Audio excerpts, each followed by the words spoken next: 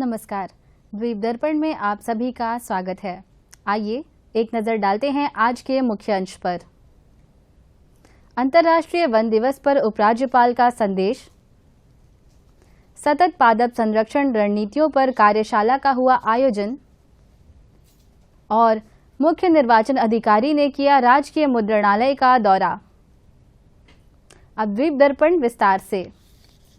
अंतर्राष्ट्रीय वन दिवस के अवसर पर दिए अपने संदेश में उपराज्यपाल एडमिरल डी.के. जोशी ने कहा कि देश के अन्य भागों के साथ पर्यावरण एवं वन विभाग अंडमान तथा निकोबार द्वीप समूह आज वन और नवाचार विषय पर अंतर्राष्ट्रीय वन दिवस मना रहा है। यह दिवस जैव विविधता संरक्षण, जलवायु परिवर्तन शमन और लाखों लोगों की आजीविका के लिए आवश्यक सभी प्रकार के वनों के महत्व के विषय में जागरूकता बढ़ाता है। उन्होंने कहा कि वन न केवल बहुमूल्य संपत्ति है बल्कि धरती पर जीवन की गारंटी भी है, क्योंकि ये जीवन सहायक पारिस्थितिकी तंत्र सेवाएं प्रदान करते हैं।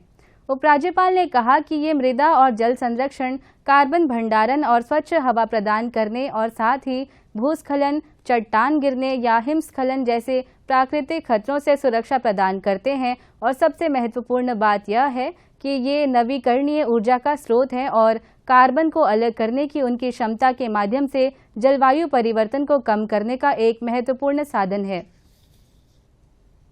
अंडमान साइंस एसोसिएशन और केंद्रीय द्वीपीय कृषि अनुसंधान संस्थान द्वारा संयुक्त रूप से आज ग्याराचरमा के अनुसंधान परिसर में अंडमान निकोबार द्वीप समूह के लिए सतत पादप संरक्षण रणनीतियों पर कार्यशाला का आयोजन किया गया।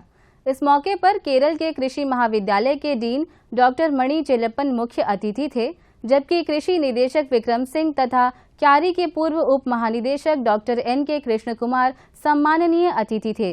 कार्यशाला में केंद्रीय द्वीपीय कृषि अनुसंधान संस्थान के निदेशक डॉक्टर एकनाथ बी चाकुरकर, बागवानी एवं फसल सुधार के प्रभारी प्रमुख डॉक्टर P.K. सिंह भी उपस्थित रहे। इस दौरान इन वरिष्ठ अतिथियों ने द्वीपों में उभरती पादप चुनौतियों के बारे में जागरूकता पैदा करने के साथ साथ द्वीपीय विशिष्ट कीट और रोग के मुद्दों पर अपने अपने विचारों को उपस्थिति के समक्ष रखा।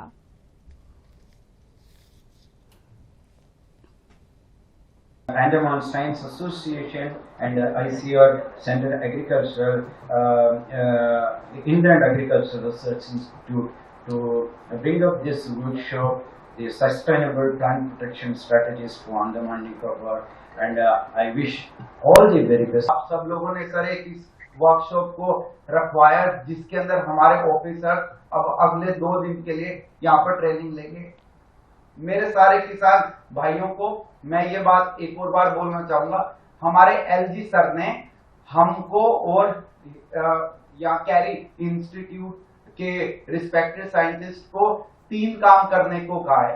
पहला मधुमक्खी पालन, दूसरा ये इस तरह के जो फ्लावरिंग प्लांट्स है इसकी खेती की ट्रेनिंग कैरी और डायरेक्टरेट मिलकर आप लोगों को दे, सो दैट जो हमारी डिपेंडेंस है अभी चल रही पे वो खत्म हो सके। थर्ड, स्पाइसेस पर ज्यादा से ज्यादा फोकस करने के लिए और ये जो सीड्स रहते हैं इन पर, सो इस चीज को आगे ले जाते हुए बहुत सारे फार्मर्स यहाँ पर आए हुए हैं। आप लोगों की हम डिपार्टमेंट से ये एक शिकायत रहती है, कंसिस्टेंट शिकायत ये रहती है कि हम लोग 3 चीजें नहीं दे पा रहे हैं आपको। पहला फर्टिलाइजर, दूसरा सीड्स और थर्ड ये जैसे बायोपेस्टिसाइड, इस तरह का। तो इसमें 2 एस्पेक्ट में इसमें थोड़ा पॉजिटिव ग्रोथ हुआ है। पहला फर्टिलाइजर और सीड्स के केस में हम जब भी टेंडर करते हैं तो हमें सिंगल टेंडर आने की वजह से हम बड़े लेवल पर सीड्स, फर्टिलाइजर्स और रॉक फॉस्फेट स्पेसिफिकली को प्रोक्योर नहीं कर पा रहे हैं। लेकिन ठीक है, अभी इन द लास्ट 15 दिन के अंदर इस मामले में काफी पॉजिटिव डेवलपमेंट हुई है और हम लोगों ने फर्टिलाइजर्स और ऑर्गेनिक फर्टिलाइजर अराउंड 180 kg हर एक फार्म के लिए और एक डिपो के लिए भिजवा दिए। हमारी एक सरकारी दुकान है जहां पर आप लोग अपने मसाले लाकर दे सकते हैं।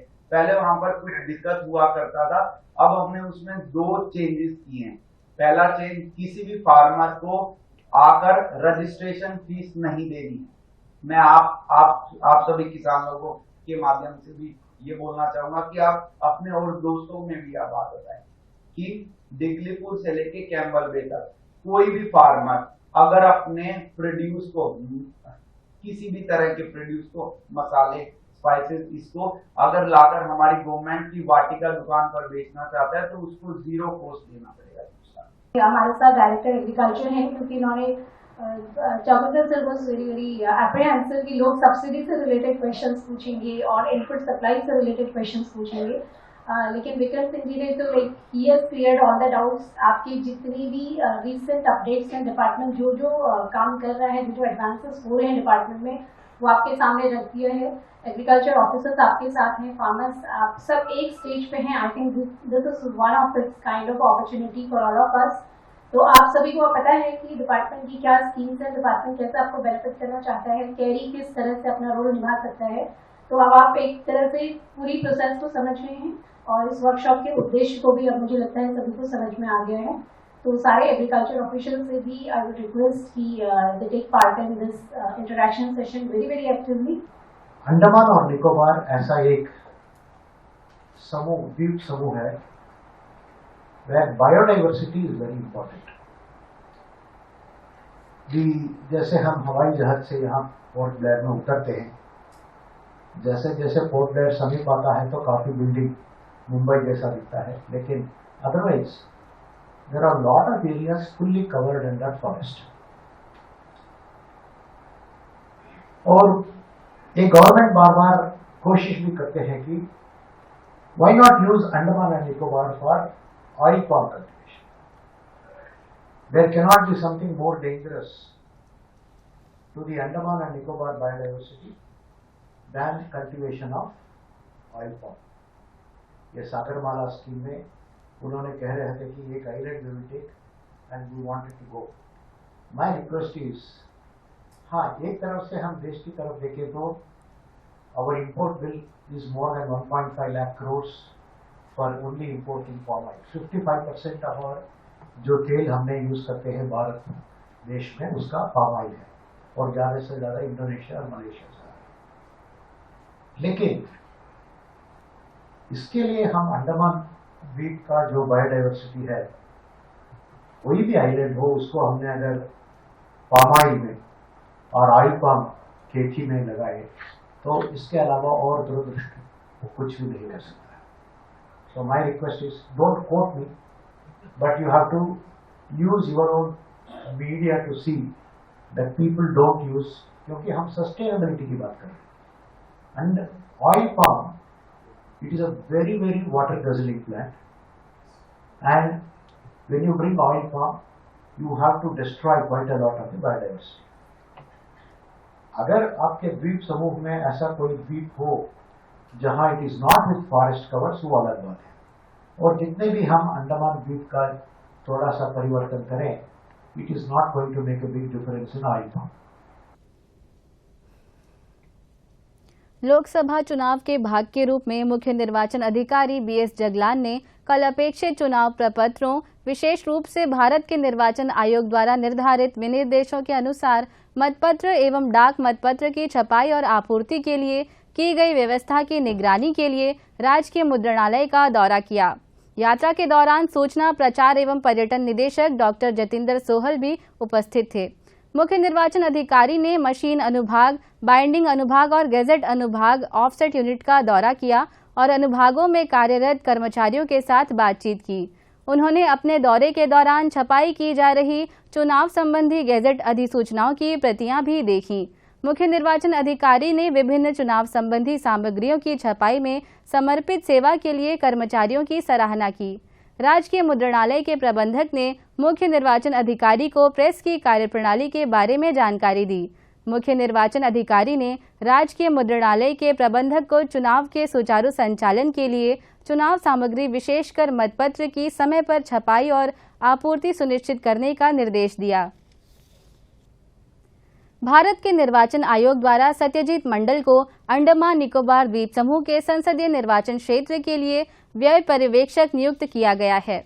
आम चुनाव के लिए व्यय पर्यवेक्षक आम जनता से मिलने या चुनाव व्यय के संबंध में प्रश्नों के समाधान के लिए साउथ पॉइंट सर्किट हाउस के कमरा नंबर 102 में सुबह 10 से 11 बजे के बीच उपलब्ध रहेंगे।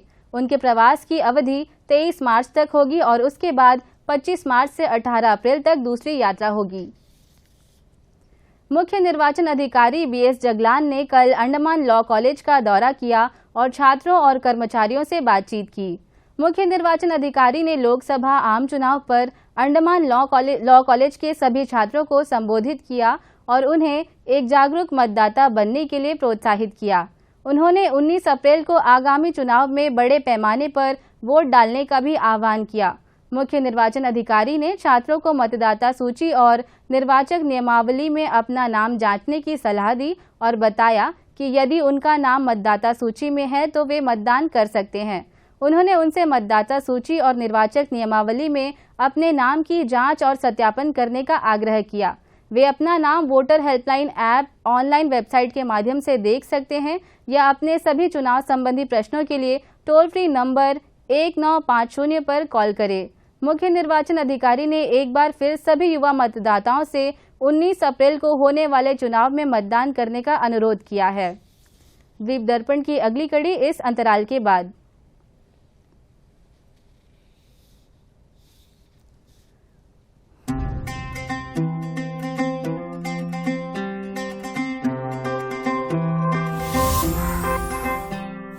अठारह की हूँ, कोई बच्ची नहीं, नई हूँ पर कच्ची नहीं। मानो या ना मानो तुम, कुछ बड़ा करने की है बारी यही, भविष्य देश का लिखने की तैयारी यही। बचपन से अब तक मेरी माटी ने दुलारा, आज मुझको है मेरे देश ने पुकारा। आज चल पड़े हैं हम सबके कदम, बदलने भाग्य देश का निकल पड़े हैं हम। आज चल पड़े हैं हम सबके कदम, बदलने भाग्य देश का निकल पड़े हैं हम। हो बनेगा देश महान जब वोट करेंगे हम।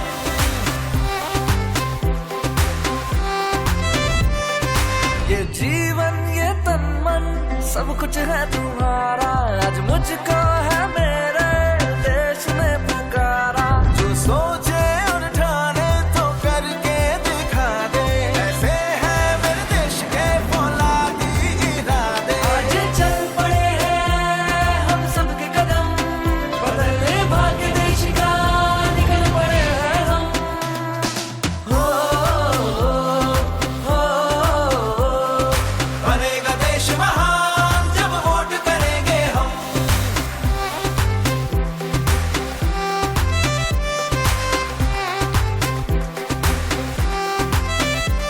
क्या तेरा क्या मेरा सब तुझ पे ही बारा, आज मुझको है मेरे देश ने पुकारा। अपनी यारों की खाओ कसम, बदलने भाग्य देश का निकल पड़े हैं हम।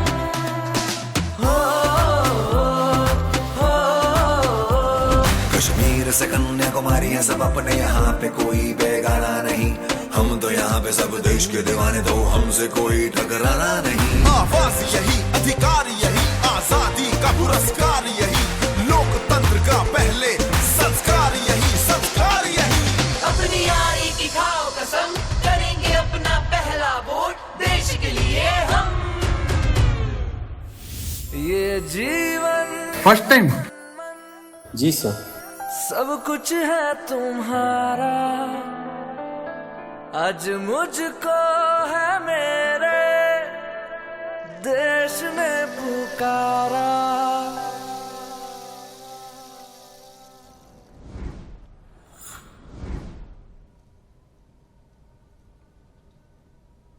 उत्तर व मध्य अंडमान जिला पुलिस पूरी योजना और सुरक्षा उपायों के कुशल कार्यान्वयन के साथ लोकसभा आम चुनाव के लिए सक्रिय रूप से तैयारी कर रही है।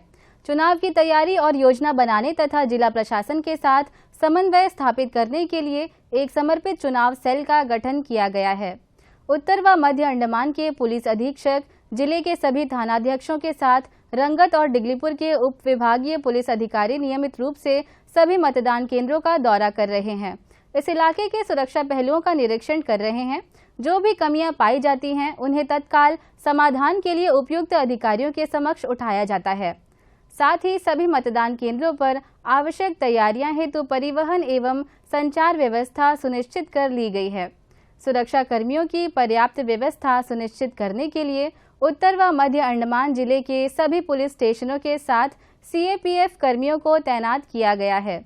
इसके अतिरिक्त चुनाव की निष्पक्षता पर असर डालने वाली किसी भी जानकारी को साझा करने के लिए खुफिया एजेंसियों को हाई अलर्ट पर रखा गया है। दूरदर्शन केंद्र पोर्ट ब्लेयर द्वारा कल शाम 5 बजे से शाम 6 बजे तक जीवन शैली रोगों और गैर संचारी रोगों की रोकथाम विषय पर लाइव फोन इन कार्यक्रम का प्रसारण किया जाएगा। MBBS MD community medicine surgeon lieutenant commander doctor Vishnu Prasad S studio में विशेषज्ञ के रूप में उपस्थित रहेंगे और दर्शकों के सवालों का जवाब देंगे। दर्शक फोन नंबर 244745 या 217213 पर डायल कर इस लाइव फोन इन कार्यक्रम में भाग ले सकते हैं। अंडमान निकोबार कमान खुले समुद्र में तैराकी अभियान को लॉन्च करने जा रहा है। इसमें प्रधानमंत्री द्वारा परमवीर चक्र पुरस्कार विजेताओं के नाम पर रखे सभी 21 द्वीपों के तैराक शामिल हैं और सभी प्रतिभागी अंडमान तथा निकोबार कमान और इसके संबंध इकाइयों से सेवारत कर्मी होंगे।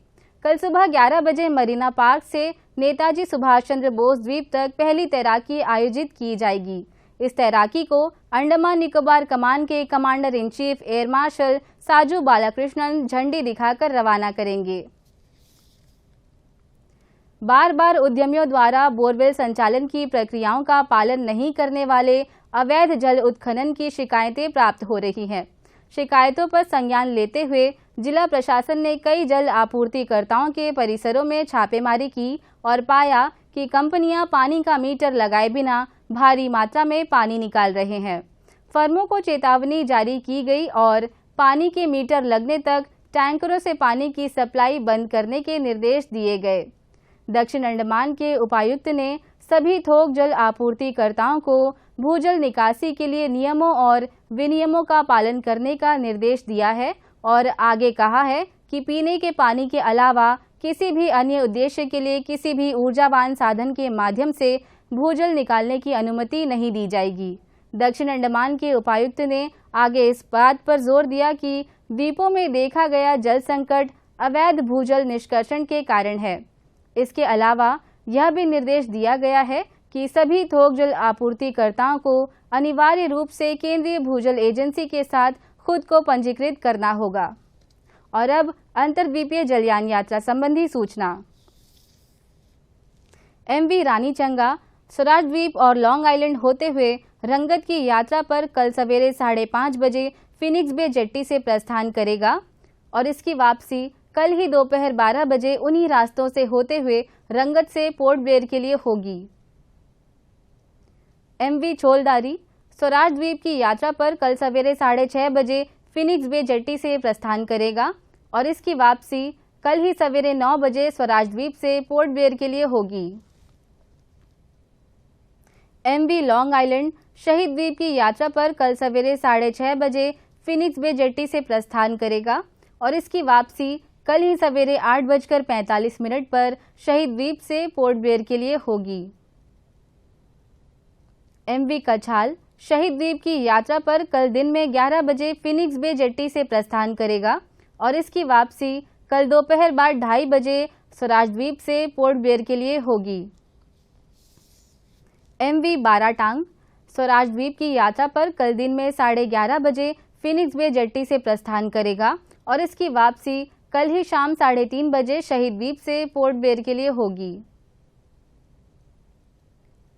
MV रंगत स्वराज द्वीप की यात्रा पर कल शाम 5 बजे फिनिक्स बे जेट्टी से प्रस्थान करेगा और इसकी वापसी अगले दिन सवेरे 5 बजे शहीद द्वीप होते हुए अगले दिन सवेरे 5:30 बजे शहीद द्वीप होते हुए स्वराज द्वीप से पोर्ट ब्लेयर के लिए होगी। सभी जलयानों के यात्रा कार्यक्रम मौसम की स्थिति पर निर्भर होंगे। अंत में मुख्य अंश एक बार फिर। अंतर्राष्ट्रीय वन दिवस पर उपराज्यपाल का संदेश। सतत पादप संरक्षण रणनीतियों पर कार्यशाला का हुआ आयोजन। और मुख्य निर्वाचन अधिकारी ने किया राजकीय मुद्रणालय का दौरा। इसी के साथ ही आज का यह द्वीप दर्पण कार्यक्रम यहीं पर समाप्त होता है। नमस्कार।